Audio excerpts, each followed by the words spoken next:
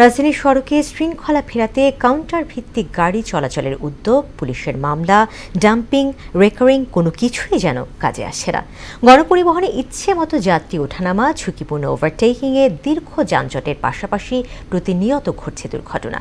তবে যে কোনো মূল্যে সড়কে শৃঙ্খলা ফেরাতে বদ্ধপরিকর পুলিশ এবং গণপরিবহন নেতারা। এসইউ সেলিমের প্রতিবেদন। গেল এক যুগেরও বেশি সময় রাজধানীর গণপরিবহনে অনিয়ম, অব্যবস্থাপনা ও বিশৃঙ্খলা যেন স্বাভাবিক নিয়মে পরিণত হয়েছে। সড়কের শৃঙ্খলা ফেরাতে বিভিন্ন সময় নানা উদ্যোগ নেওয়া হলেও পরিবহন মাফিয়াদের শত কোটি টাকা চাঁদাবাজি ও নানা কুটচালে সেগুলো মুখ থুবড়ে পড়ে। এমত অবস্থায় গেল 6 ফেব্রুয়ারি রাজধানীর সড়কে শৃঙ্খলা ফেরানো ও শতভাগ যাত্রী সেবা নিশ্চিতে টিকিট কাউন্টার ভিত্তিক বাস সার্ভিস চালু করা হয়। ঢাকায় সড়ক পরিবহন মালিক সমিতির উদ্যোগে এই কার্যক্রমের উদ্বোধন করেন ডিএমপি কমিশনার শেখ মোহাম্মদ সাজ্জাদ আলী।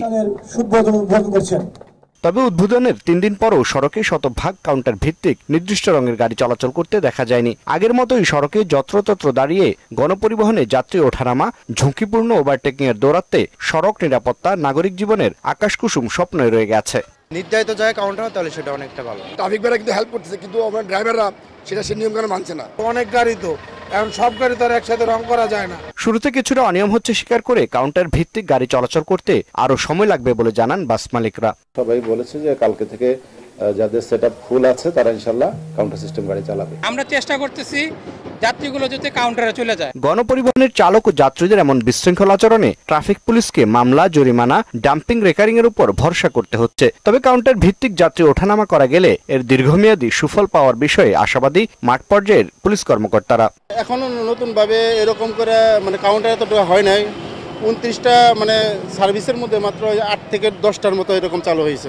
অনেক লোকজনও লাফা ওঠার চেষ্টা করতেছে, তাদেরকে বোঝায় কাউন্টারে নিয়ে যাচ্ছি। তারা কাউন্টারে টিকিট কেটে গাড়িতে উঠলে আমাদের রাস্তায় যানজটটা কিছুটা কমবে।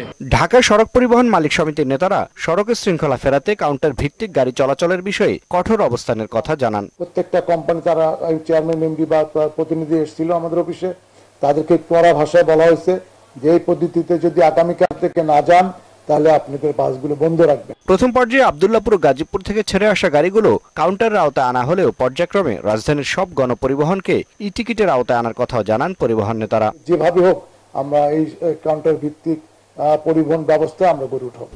এসইউ সেলিম, মোহনা সংবাদ, ঢাকা।